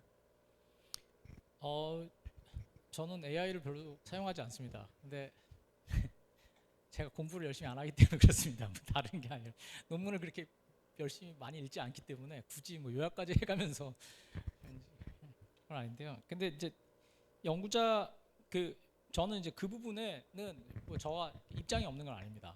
그러니까 저는 연구자가 뭐 옛날에 하버마스가 그 뒤에 보면 막 각주가 엄청 달렸는데 이걸 다 읽었을까? 그게 아니라 대학원 학생들한테 다 넌 이거 읽고 넌 이거 읽고 해가지고 다 요약해서 그것만 봤다고 하더라고요. 그리고 이제 이제 책을 썼다고 하는데 뭐 그걸 AI가 대신하는 게 문제인가? 전 뭐 그것까지는 잘 모르겠습니다. 예, 그런데 또 이제 그 요새 저널들에도 보면 AI가 AI로 뭐 언어를 좀 교정한다든지 번역한다든지 그거는 뭐 괜찮다 이렇게 이야기합니다. 그런데 AI에게 물어서 아이디어를 얻었을 때 그걸 이제 어떻게 할 것인가 이제 그거는 약간 좀 그거는 저는 그거는 그런 경우는 밝혀야 된다고 생각합니다. 그러니까 물론 이제 실용적인 목적 논문이 이제 그건 이제 결국은 AI 로봇이 인간이란 무엇인가를 묻게 만들었듯이 AI가 이제 연구란 무엇인가를 묻게 만드는 것이죠. 연구란 과연 무엇인가? 이게 학계에서 독창적인 아이디어로 그 피어들의 인정을 얻는 그런 방식으로 가는 것인지 아니면 논문을 써서 이걸로 뭔가 사람들에게 유익한 결과만 있으면 된다. 그게 연구다. 이렇게 할 것인지. 저처럼 철학 전공자여서 어차피 다른 사람한테 도움이 안 되는 사람은 새로운 아이디어를 내가 낸 거가 되게 중요하단 말이에요. 남들은 못 냈지만 내가 냈는데 근데 그거를 AI한테 이렇게 물어봐서 뭐 쭉 뭐 별거 아닌 이야기 하는데 요거는 괜찮은데? 해가지고 이렇게 했을 경우에 저는 약간 문제가 있다고 생각하는데 신약 개발을 할 때 다양한 조합을 한번 해봐. 그래서 이거 괜찮을 것 같은데 그거는 유익할 수도 있잖아요. 그러니까 이게 사실은 분야에서도 이제 그건 이제 그 분야에서 어떤 합의에 의해서 이제 될 부분이 이제 있다고 생각을 합니다. 또 그런데 여기서 이제 한 가지 그 이슈가 있는데 이제 그럼 학생은 어떻게 할 것인가? 그러니까 교수가 제가 이제 번역을 하거든요. 그럼 이제 그 번역기로 이제 뭐 나온 디벨이라든지 뭐 챗GPT로 번역을 하면은 본문을 번역한 다음에 제가 이제 고치면은 시간이 제 생각에 한 4배는 빨라지는 것 같아요. 왜냐하면은 별로 중요하지 않은 명사와 동사 제가 다 타입하는 것보다 쭈루룩 써 있으면 제가 이제 잘못된 번역만 조금 고치면 되잖아요. 고치면 되니까 빨리빨리 할 수 있습니다. 그런데 영어를 전혀 그 영어로 텍스트를 읽을 수 있는 능력이 없는 사람이 번역기를 돌려서 계속 돌리다 보면 나중에 그걸 코렉션을 할 수 있는 사람이 될까요? 그럴 것 같지는 않거든요. 그러니까 요약을 할 수 있는 사람, 내가 요약할 수 있는 사람이 AI로 요약을 한 거를 가지고 연구를 하는 거하고 아예 요약을 한 번도 해보지 않은 사람이 요약에 기대는 거는 좀 다르다고 생각하거든요. 그래서 기성의 연구자가 챗GPT에 대해서 도움을 많이 받는다 해서 학생들도 똑같은 방법으로 그걸 하는 게 과연 맞나? 근데 어떤 분들은 아니 뭐 어차피 이게 완벽하면 이게 상당히 잘하면은 상관없지 않나 이렇게 생각하는 사람도 있는데 저는 학생들에게는 이제 그렇게 이야기합니다. AI에 너무 의존하면 AI를 만드는 사람은 못 된다. 그래서 이제 그 연구자의 그 입장과 또 연구자 우리가 이제 학교에 있으면 또 학생은 이제 연구자를 또 키워내기도 해야 되는데 그 과정에 약간 그걸 어떻게 할 것인지 저는 약간은 그 키워내는 데는 좀 힘들 것 같다 이런 생각을 좀 합니다.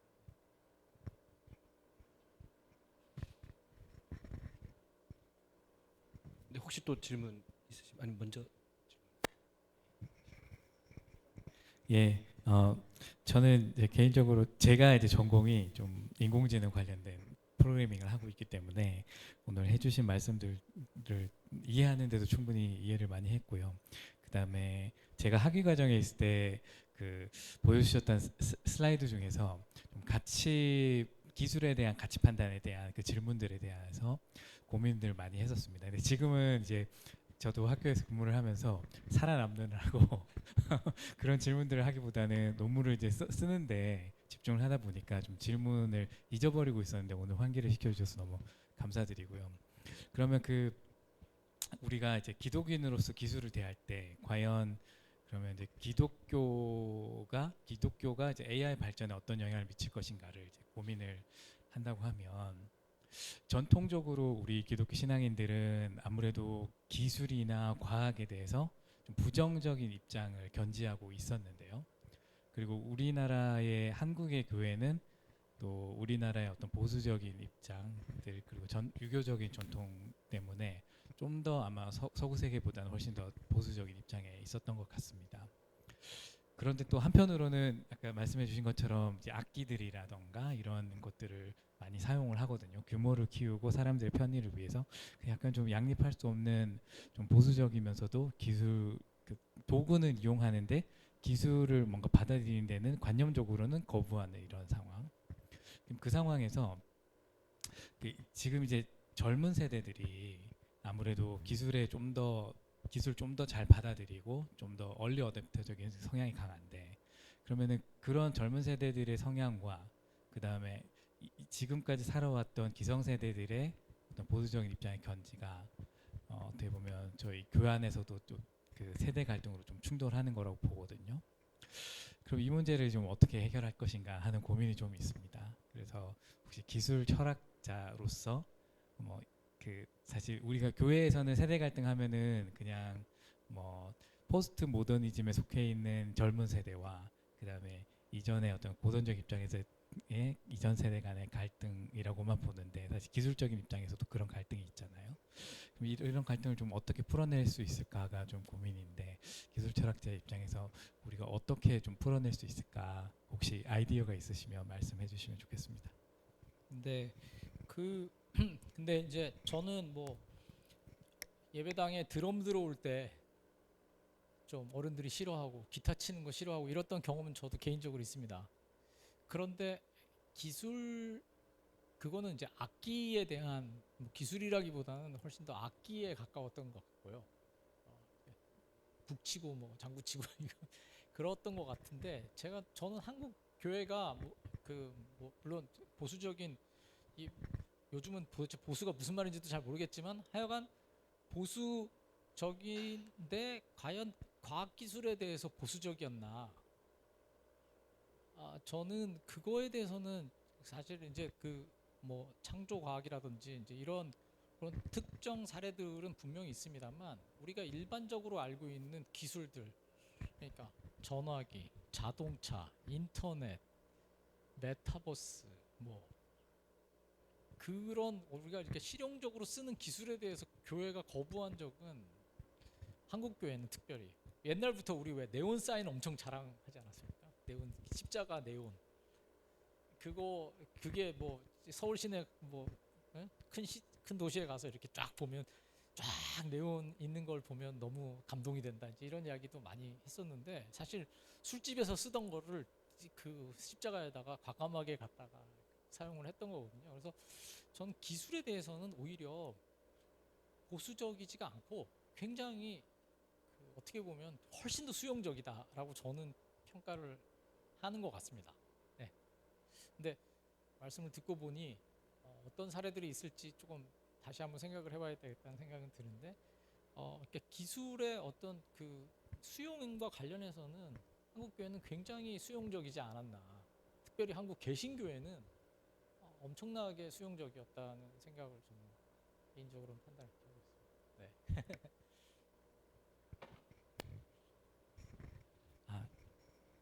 예, 그러면은 그 한 가지 더 여쭤보고 싶은 게 있는데요. 그 사실 저희가 이제 그 뭐 성도로서 교회 안에서 저희가 어떻게 보면 교회에서의 어떤 모임의 성격이나 교회에서 논의하는 것들이 저희가 이제 어떤 구원론이라던가 그다음에 어떻게 뭐 말할 것이라던가 이런 좀 어떻게 보면 저희가 근본적으로 사실 추구해야 되는 이야기이긴 하지만 좀 더 구체적으로 우리 삶 속에서는 이런 기술 발전에 대해서 우리가 어떻게 대해야 할 것인가를 논의하는 장도 좀 필요할 거라고 생각이 들거든요.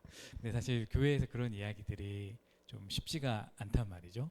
그러면 혹시 이제 교수님께서 뭐 학교에서라던가 아니면 교회 안에서라던가 이런 기술과 우리 그리스도인이 어떻게 기술을 대해야 될 것인가에 하는 좀 심도 있는 논의들을 좀 시도를 해보신 경험이 있으시거나 또 그럼 어떻게 하면 될지 이런 논의들을 그런 방법이 있으면 한번 제시해 주시면 좋을 것 같습니다.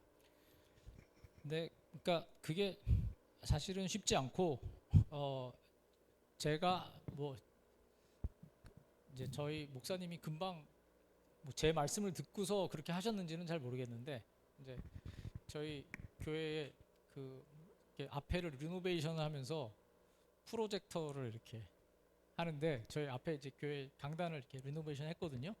되게 예뻐졌어요. 시골 교회인데.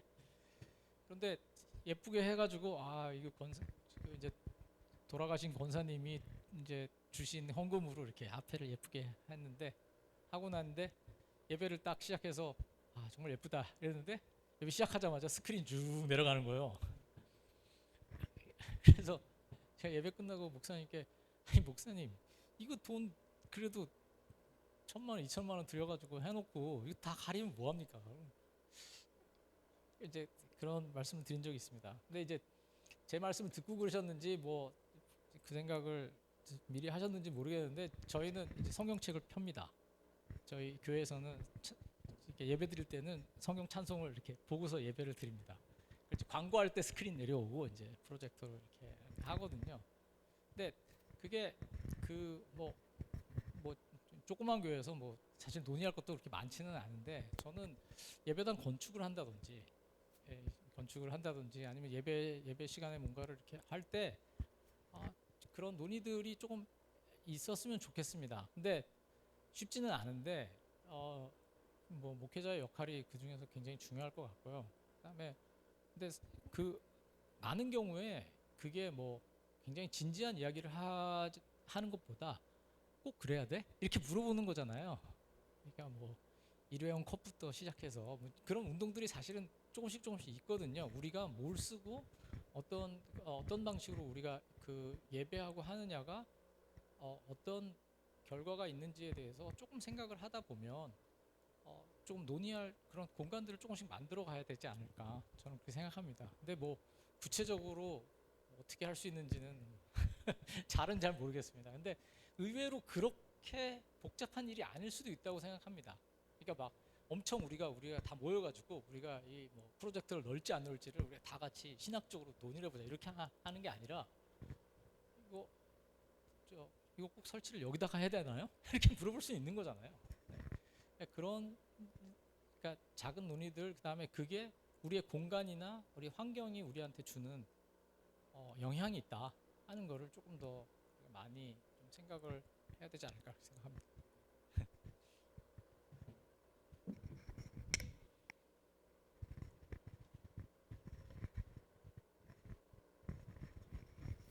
예, 말씀 잘 들었습니다. 그 말씀 들으면서 이제 좀 생각을 했던 게, 제가 또 회사에서도 위치도 있고 해서 요즘 이제 기술이 발전이 되면서 뭐 대표적으로 우리가 가까이 있는 게 카톡이라든가 이러다 보면 거의 이제는 쉼이 없는 이제 일의 연장으로 들어가는 시대잖아요. 이제 거기에서 우리 특히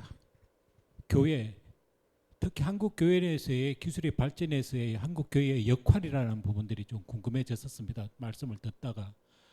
그런데 마침 이제 끝부분에 연구할 이제 그 주제라든가 이렇게 오셨다 4차 산업혁명과 이제 노동과 안식이라는 부분이 나왔을 때 다행이라는 생각을 해서 반갑기도 했었습니다.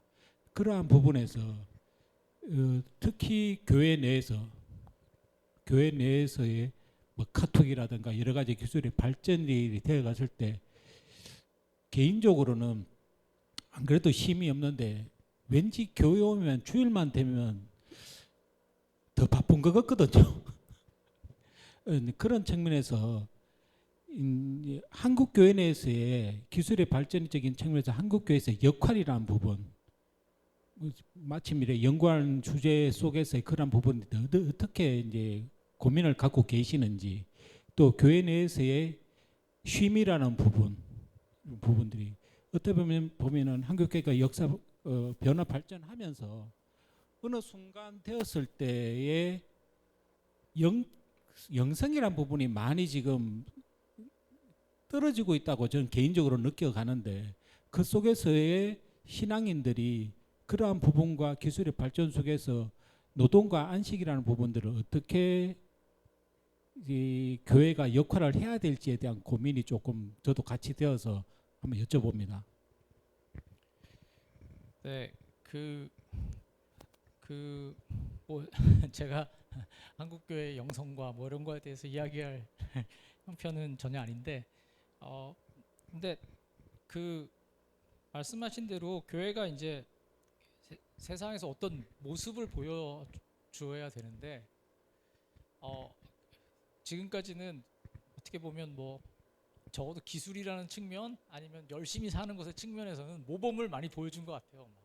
엄청 파닥거리는 이제 모범을 많이 보여주었는데, 그런데 이제 교회가 그러니까 진정한 의미의 안식이 무엇인가에 대한 그런 모습을 보여줄 수 이제 있어야 된다고 생각하는데, 뭐 그게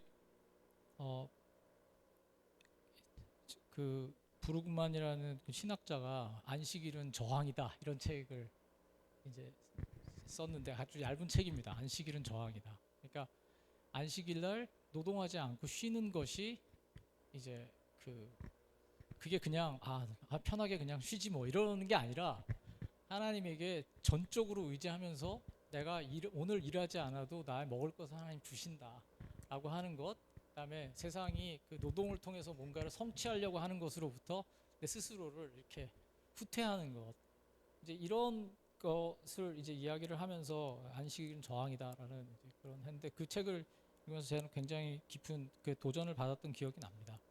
근데 이제 한국 교회가 기술에 관한 한 얼리 어댑터가 된 것들과 한국 교회의 열심과 한국 교회의 부흥과 또 산업화에서 한국 교회가 했던 그런 어떤 기여와 이런 것들이 사실은 어느 정도 맞물려 간다고 저는 생각을 하는데 이제 현대 기술이 계속해서 이렇게 지금도 쉼 없이 발전하잖아요. 그러니까 이렇게 기술이 많이 발전하면 좀 쉬는 시간도 있어야 될 것 같은데 계속해서 우리는 이제 달리고 있는데 이제 이 달리는 것을 멈추는 것을 교회가 이제 여러 가지 방식으로 보여줄 수 있다고 생각합니다. 그러니까 얼리 어댑터 역할을 좀 포기하는 것도 그 중에 하나라고 생각합니다. 그러니까 좀 늦게 하는 거죠. 네. 앞장서서 막 달려가기보다 조금 늦게 하는 것도 그 한 모습이라고 생각하고 좀 덜 불안해하는 것. 내가 여기 따라가지 못하면 우리 교회가 이걸 따라가지 못하면 우리 교회는 도태될 거야. 이제 뭔가 계속해서 하는 것을 내놔야 돼라고 생각하는 것보다 조금 더 여유를 가지고 불안으로부터 스스로를 좀 하나님께 좀 맡기고 좀 천천히 갈 수도 있다 하는 모습을 뭐 최소한 교회 안에서라도 그러니까 혼자서 안 불안해 하려면 되게 힘들지만 같이 하면 좀 낫지 않습니까? 이미 저는 뭐 물론 교회에 주일날 와서 예배당에 와 있는 것 자체가 이미 상당한 저항이라고 생각합니다. 네, 이제 근데 우리가 약간 교회 오면 또 여기서도 막 또 이제 좀 뭔가를 해야 될 것 같은 이제 그거에 이제 시달리죠. 그거로부터 이제 다 같이 조금 이렇게 후퇴하는 것도 방법일 거라고 생각합니다.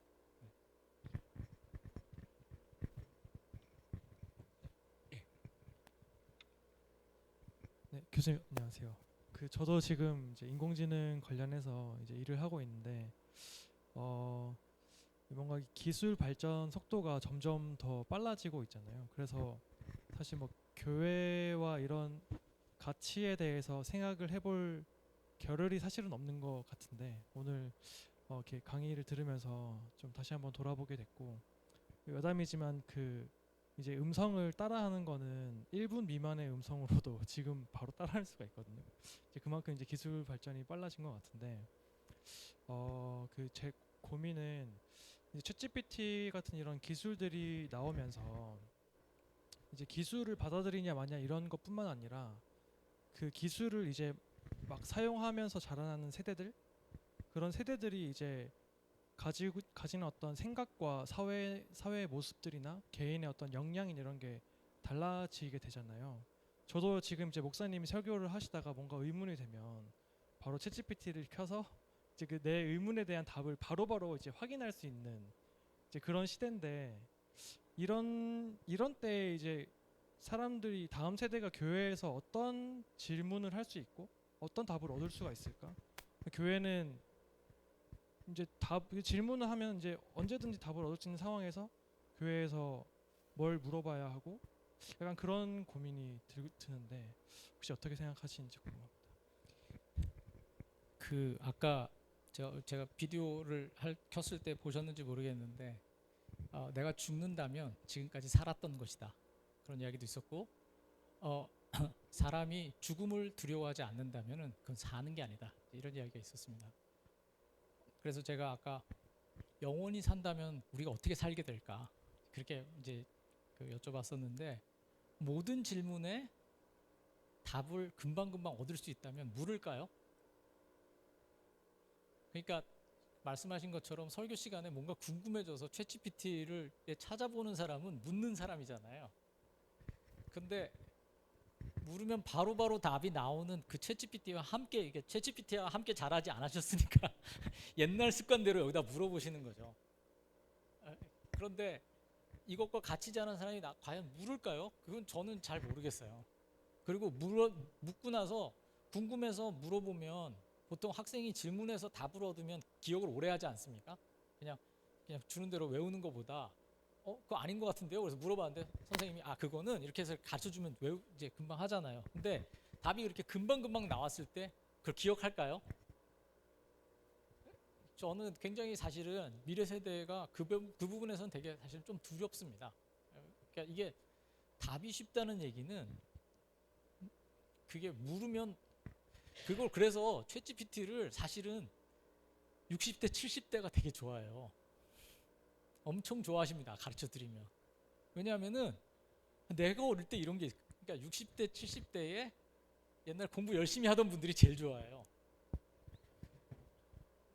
왜냐하면은 자기는 옛날에 열심히 공부했는데 뭐 자료 찾으려서 너무 힘들고 그랬는데 이게 그냥 탁탁 뜨니까 너무 좋은 거예요. 근데 그것과 같이 자라는 어린이들이 그 어른처럼 될까? 저는 거기에는 약간 의문이 있습니다. 기억하시겠지만 챗GPT가 처음 출시됐을 때 15세 미만의 어린이는 그 어른의 지도를 받아야 된다고 분명히 거기에 써 있었는데 그거를 지금 기억하고 있는 거나 그거를 준수해야 된다고 생각하는 사람이 한국에 얼마나 있는지 잘 모르겠습니다. 한국뿐만 아니라 어디가 됐든. 근데 저는 이거는 조금 하여튼 약간 뭐 교회를 떠나서도 AI 지금 뭐 전공자들이 이제 그 하시는 분들이 있는데 누구가 어느 용도로 어떤 사람들이 어디까지 사용할 수 있는지에 대해서 같이 전문가들이 생각해야 된다고 생각합니다. 그렇지 않으면은 굉장히 위험한 결과로 이어질 수도 있다. 뭐 제가 그걸 저는 점치는 사람은 아니니까 이야기할 수는 없지만 그렇게 생각합니다. 혹시 또 질문 있으신 분 있으시면. 예, 기술과 관련된 강연이라 제가 너무 흥미롭고 제 분야랑 또 관련이 있어서 질문을 계속 드리게 되는 것 같습니다. 근데 그 아까 이제 제 질문에 말씀해 주셨는데 어떻게 보면 조금 이제 다른 입장의 견지인데요. 그 제가 이제 한 40여 년 정도 이제 신앙생활을 하면서 교회에서 느끼는 어떤 기술에 대한 느낌은 기술에 대한 어떤 친밀함보다는 기술 포비아적인 느낌을 저는 좀 많이 느꼈거든요. 그게 이제 어떤 부분에서 느꼈냐면 뭐 제가 어렸을 때는 이제 어르신들이 이런 뭐 같으면은 이제 악기 같은 것에 좀 이게 포비아가 있잖아요. 그래서 이런 걸 좀 싫어하고 새로운 기술을 받아들이는 뭐 스크린 같은 거 설치하는 것도 예전에는 그걸 되게 좀 어떻게 보면 이제 예배상이 다 차고 다른 장소에서 스크린을 예배드리는 거에 대해서 처음 그걸 받아들이는 입장에서는 엄청나게 힘들었던 걸로 저는 기억을 합니다. 저도 한 번도 그런 거 경험 못하다가 서울에 한번 가서 큰 교회에 가면은 이렇게도 예배를 드리네, TV를 보면서 어떻게 예배를 드리지 이런 생각을 했었거든요. 그래서 그런 약간 어떻게 보면 조금 기술 포비아적인 경험들을 많이 했었기 때문에 이제 좀 부정적이지 않나 말씀을 드렸었는데 그 아까 이제 방금 이제 질문하셨던 분 질문을 들으면서 생각이 난 건데요. 저희가 이제 기술적인 부분에 대해서 사실 교회에서 많은 얘기를 해줄 수 없는 상황인 것 같습니다. 가톨릭 같은 경우는 좀 중앙을 중심으로 해서 여러 이제 교인들의 풀 안에서 전문가 집단들이 많이 있고 그 전문가 집단들이 교황을 중심으로 해서 움직여 주기 때문에 좀 즉각적으로 좀 빠르고 깊이 있게 대응을 할 수 있는데 개신교는 사실 뭐 개교회들이 다 따로따로 노니까요. 근데 그 안에 어떻게 보면 전문가 집단들이 있긴 하지만 그 전문가 집단들이 어떻게 보면 자기의 전문성을 드러내면서 신앙생활을 한다기보다는 그 전문성을 오히려 죽이면서 뭔가 목회자 중심의 목회자의 성향에 맞게 거기 맞춰가면서 그냥 신앙생활을 하는 경향이 훨씬 더 크거든요. 오히려 보면 카톨릭보다 더 카톨릭 같은 옛날 같은 그런 느낌이 들기도 합니다. 그래서 그런 부분에서 우리가 젊은 세대에게 어떤 이야기를 해줄 수 있을까가 뭐 방금 교수님께서 말씀하신 것처럼 즉각적인 답을 주는 것이 우리 젊은 세대들에게 도움이 되진 않을 거라는 건 분명한데 그렇다면 최소한 젊은 세대들이 본인들이 가지고 있는 어떤 과학이나 기술적인 상식에서 그 설교에서 선포되는 이야기에 대한 어떤 의문을 제시할 때 또는 우리가 일상생활에서 느끼는 친구들과의 관계 속에서 느끼는 어떤 과학적인 발견이나 기술적인 발견이 내가 알고 있던 교회에서의 목사님이 하셨던 얘기나 내가 알고 배웠던 성경의 이야기랑 좀 다르다는 걸 느꼈을 때 그런 의문을 제기하는 것이 전혀 이상하지 않는 분위기를 만들어두는 것. 그 다음에 그런 의문들을 듣고서 그걸 진지하게 한번 이야기를 해보자라고 이야기를 할 수 있는 자세와 그런 분위기를 만들어주는 게 어떻게 보면 기성세대의 역할이 아닌가 싶거든요. 일반적으로는 뭐 사실 기술에 전혀 전문적이지 않은 목회자들이나 아니면 기술에 전혀 전문적이지 않은 장로님들이나 이런 당회에 속한 분들이 기존 해왔던 방식대로 유교적인 전통주의나 아니면 어떤 정언적인 명법, 그러니까 구원에 관해서는 우리가 성경에 나와 있는 대로 정언적으로 선포를 하지만 이런 의문에 대해서는 이걸 선포를 할 게 아니라 논의를 하는 과정이 필요하잖아요.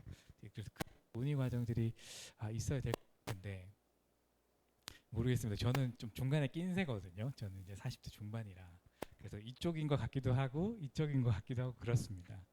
교수님께서는 이제 50대시니까 조금 더 이제 조금 더 연령이 높은 층에 계시니까 좀 이런 경험들이나 아니면 조금 어떻게 하면 우리 젊은이들에게 이런 의문들을 품어주기 위해서 교회가 어떤 자세를 견지해야 될까에 대한 말씀을 좀 해주시면 좋겠습니다. 네. 근데 제가 이거는 저의 그 네. 뭐 말씀하신 대로 해야죠. 그러니까 교회가 이제 사실은 그렇게 젊은이들이 이해하지 못하는 방식으로 소통해 왔기 때문에 혹은 소통을 하지 않았기 때문에 망한 거죠. 지금 그 교회에 이제 청년들이 없습니다. 예, 그냥 망한 거예요. 전 뭐 그냥 이 유튜브로 나간다니까 약간 걱정이 되는데 솔직하게 인정해야 됩니다. 지금 뭐 그 복음화율이 이제 선교지만큼 됐습니다. 이제 그 젊은 사람들은 우리가 그걸 느끼지 못하는 이유는 젊은이들이 교회를 가는 친구들이 이제 우리 눈에 보이기 때문이기도 하고 그 친구들은 대부분 대형 교회에 오후에 하는 청년부 예배에 갑니다. 제 딸들이 그러거든요. 대예배하고 기성세대하고 아예 만나지를 않습니다. 청년들끼리 자기들이 아는 노래 부르고 자기들 수준의 설교 듣고 그 다음에 이제 이렇게 즐기다가 이제 예배 잘 드리고 이제 가는데요.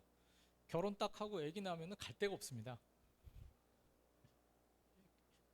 그러니까 그 큰 교회에서 갈 데가 없고 작은 교회는 이제 더더욱 이거는 뭐 더 너무 힘들고요. 이게 이제 근데 그 위기의식을 타개하는 방식이 오늘날의 이제 극우화된 기독교라고 저는 생각합니다. 그냥 그 순간에 어떤 그 힘을 느낄 수 있는 그런 순간들을 자꾸 이렇게 갈구하는 것인데 사실은 이제 지금부터 30년이 지났을 때 제 아이들이 이제 제 나이가 딱 됐을 때 과연 그 친구들이 가서 있을 교회가 어떤 모습일까는 저는 사실 상상도 안 되거든요.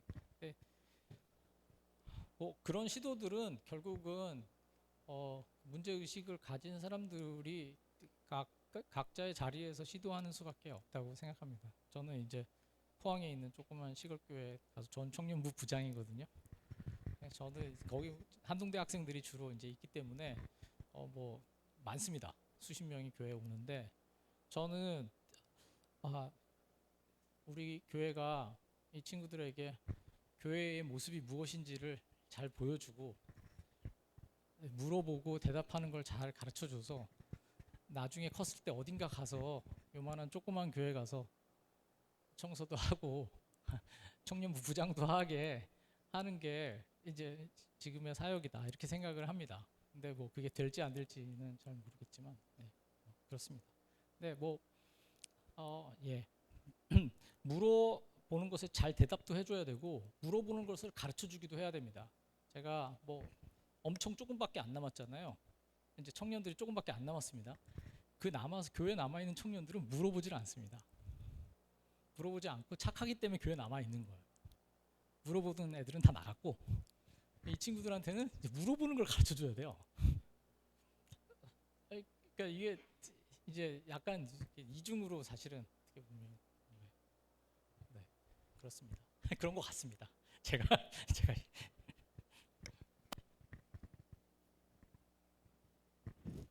혹시 그래도 마지막으로 질문 있으신 분? 예.